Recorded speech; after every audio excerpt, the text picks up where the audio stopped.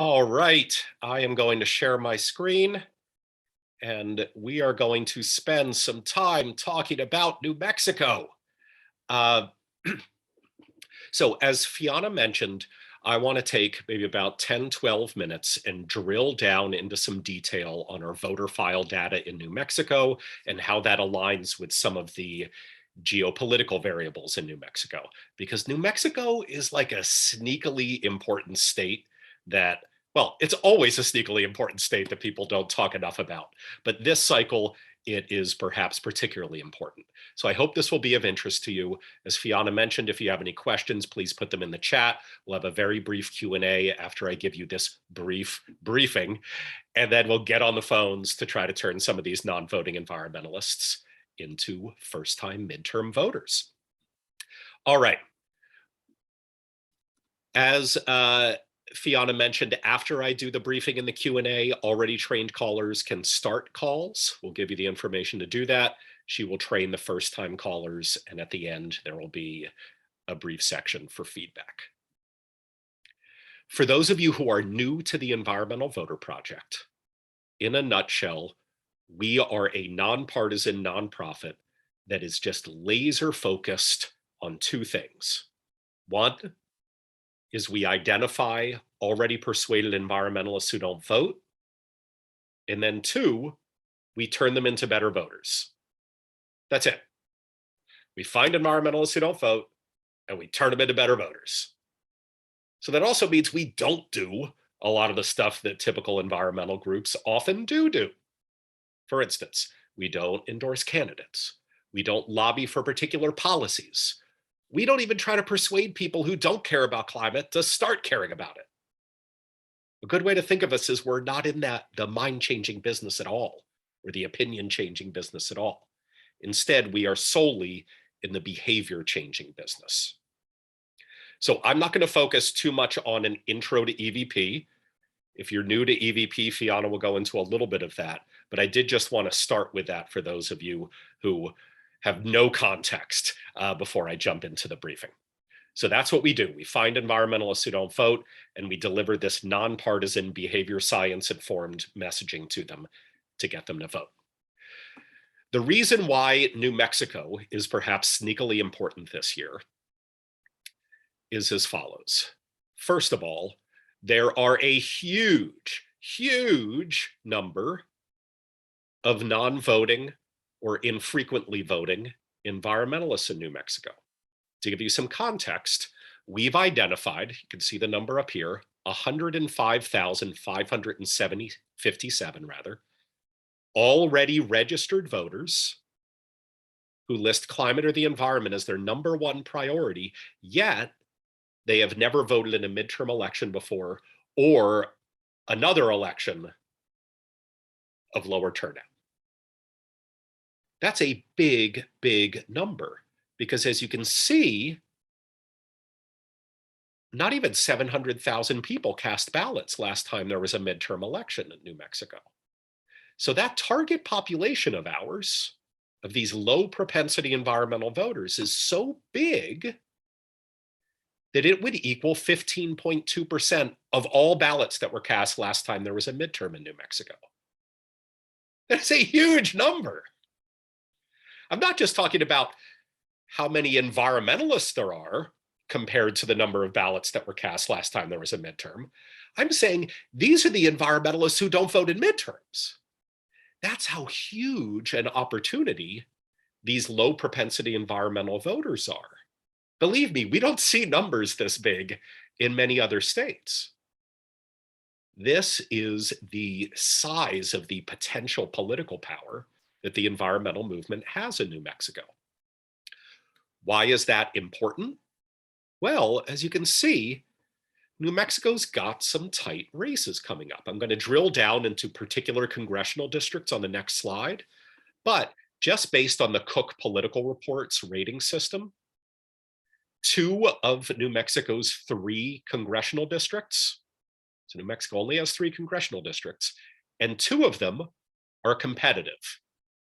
In a year where, as I'm sure many of you know, most districts have been gerrymandered into being completely uncompetitive.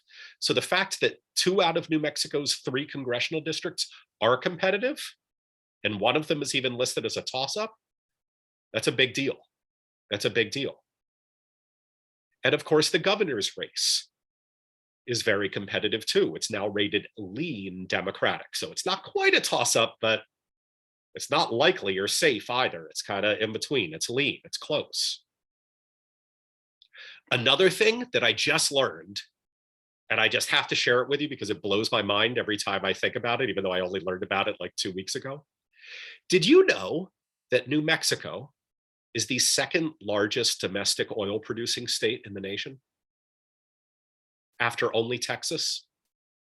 So more than Louisiana, more than Alaska. Now, obviously, a lot of that is dealt with by federal regulation, but a lot is handled by state and local regulation as well. These are just a few of the reasons why New Mexico is extraordinarily important geopolitically, but also to those of us in the climate movement. Before I get into drilling down in those 3 congressional districts on the next slide, I do just want to go into a little bit of the demographic breakdowns of this target population, 105,557 low propensity environmental voters we're tracking. You'll see here at the bottom, we've got 2 rows. At the bottom are all registered voters in New Mexico. So 8.5% of all registered voters in New Mexico are in that 18 to 24-year-old group. Then above that, we've got our EVP targets, Environmental Voter Project targets. Now, to be clear, those people are also registered. It's not like they're unregistered, but we're just trying to highlight how our target population is in some ways dramatically different from the overall population in New Mexico. So what's the first way that they're different? Well, they're disproportionately young. That probably doesn't come as a surprise to many of you. People who care deeply about climate and the environment do tend to be young.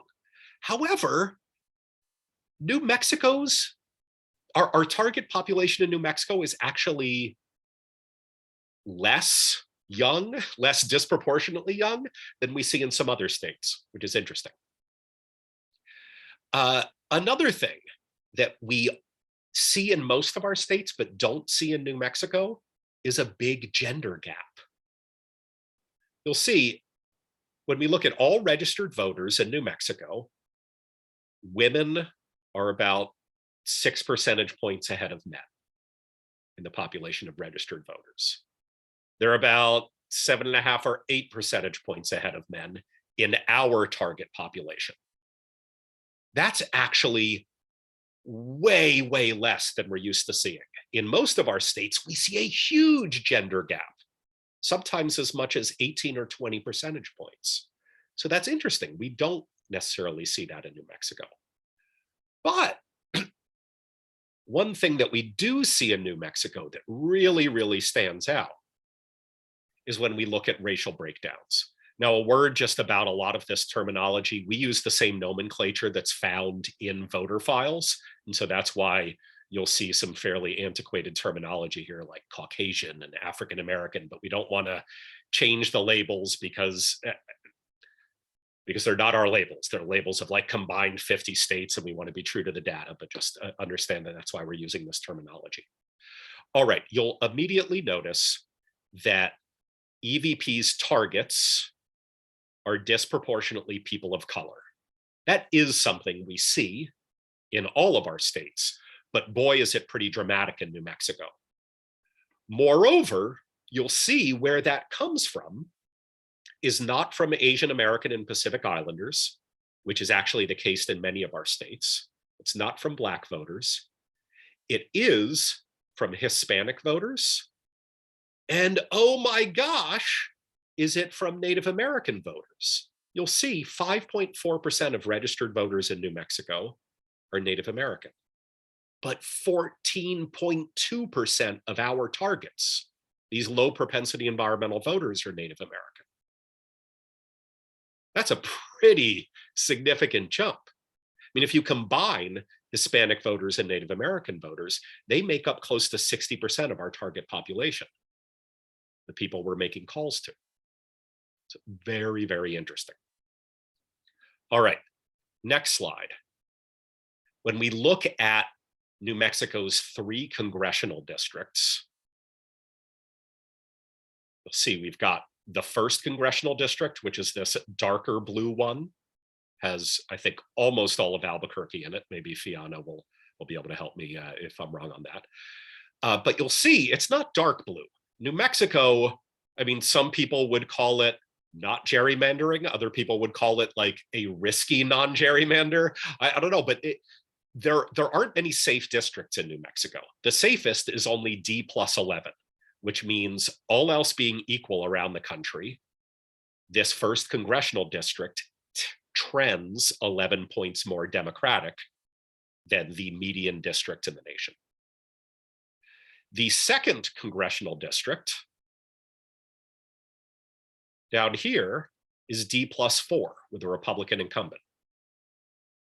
And the 3rd is only D+5, the Democratic incumbent.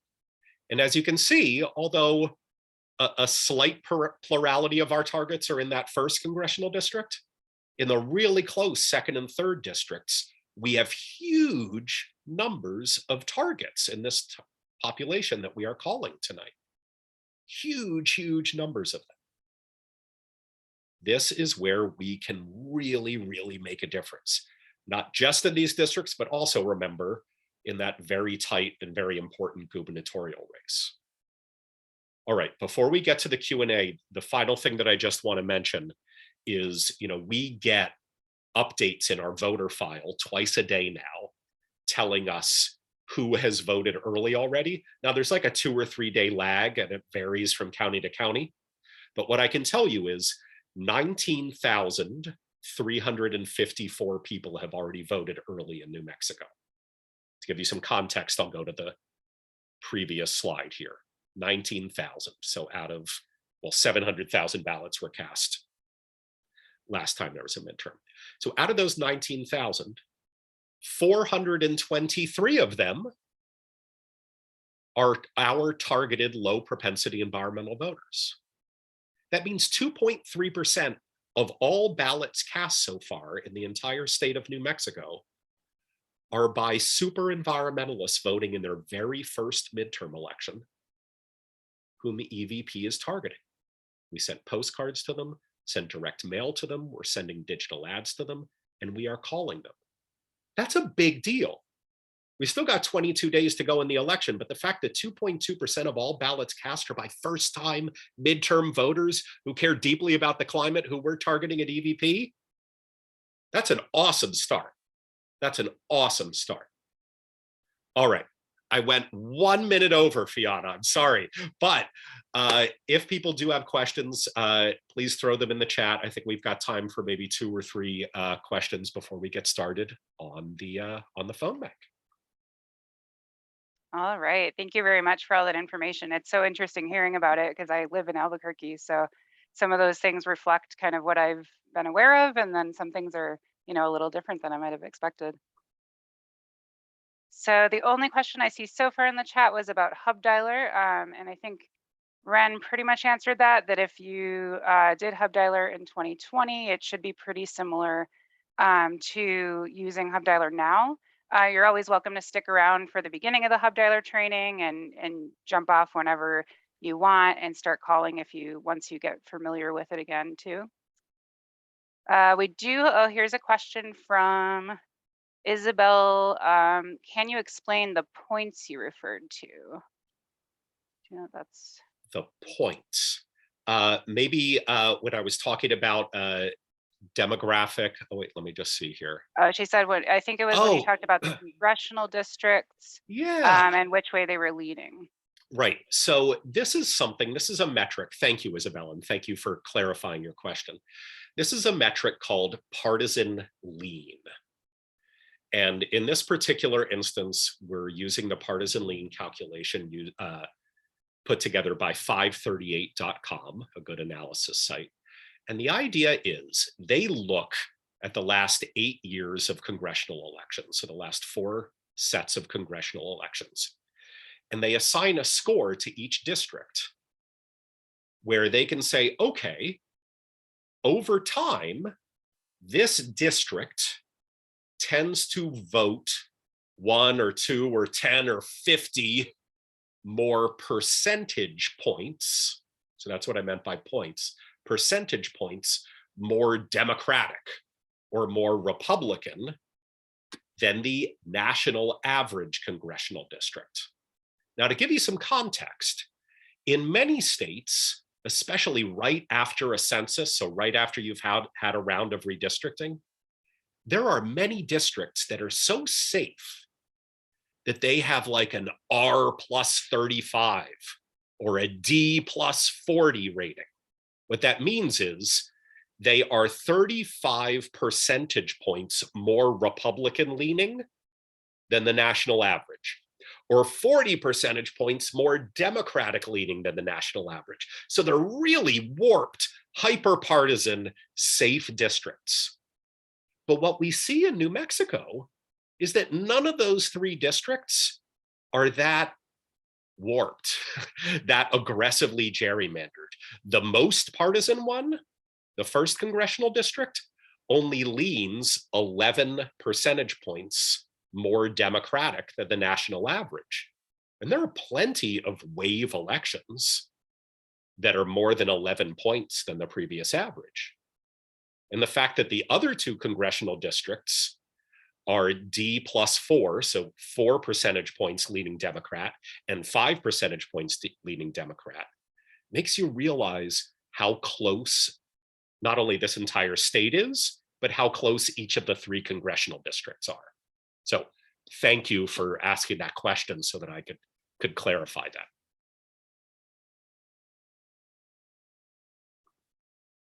All right, excellent. And then we have another question here. Are we calling any people that we sent postcards? Yes, very, very good question. So, as many of you know, volunteers sent postcards to many of our target voters in New Mexico. Uh, but we only sent postcards to a subpopulation of our target universe in New Mexico. So if we've got, I've now already forgotten the number that I told you, it was 105,557, something like that. If we've got 105,000 of these super environmentalists we've identified who have never voted in a midterm or a lower turnout election, so we think, okay, they need a nudge to vote. Those are the people we are targeting with our calls and our direct mail and all that. A smaller group of them we sent postcards to. That smaller group were people who voted in the 2020 presidential election, but have never voted in a midterm election. And I believe they were over the age of 35. Why did we isolate that smaller group to send postcards to? Well, for 2 reasons. One, people over the age of 35 are more likely to read direct mail. So if they get a postcard, they're more likely to pay attention to it. But 2, we had a special message called a loss aversion message, which I'll explain in a second, that we wanted to deliver to these people who vote in presidential elections, but don't typically vote in midterms. And what that message was, and we've tested this before, and we know it works, is we didn't want to make the act of voting in a midterm for the first time seem like a big new thing that we were asking them to do. Instead, we wanted to flip the script in our postcards and say, thank you for voting in 2020. Don't ruin your good voting history in 2022. We wanted to set it up as though they would lose something, as though they would lose this value that they already had because they just voted in 2020 if they missed this election.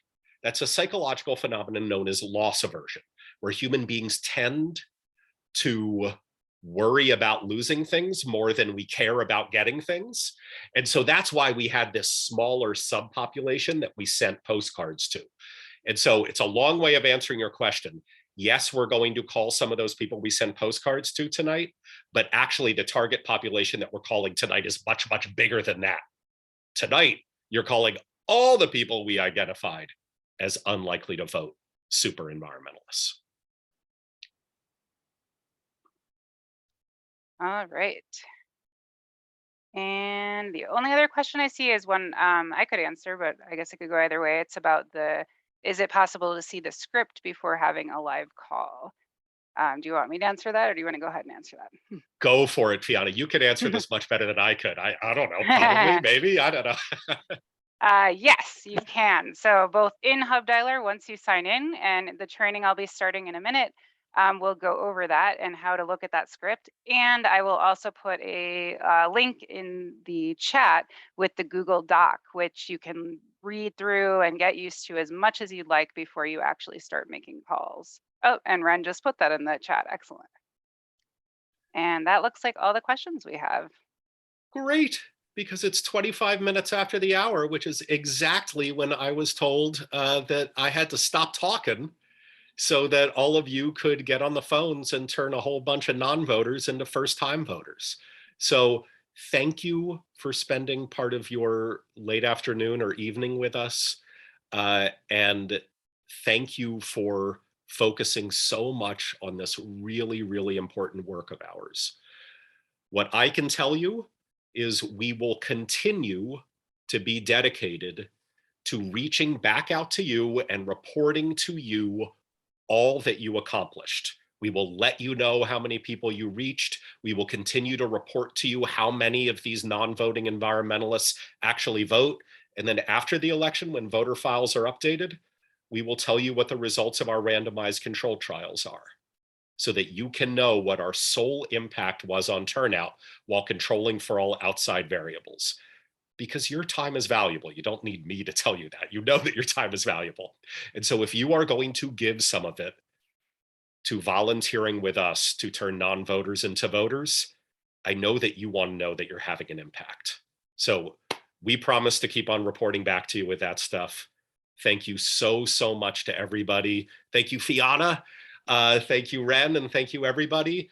And I get to log off now, but believe me, once I say goodnight to my kids, I'm going to log back on and look at all the hub dialer data that all these calls are making, because I'm addicted to this stuff.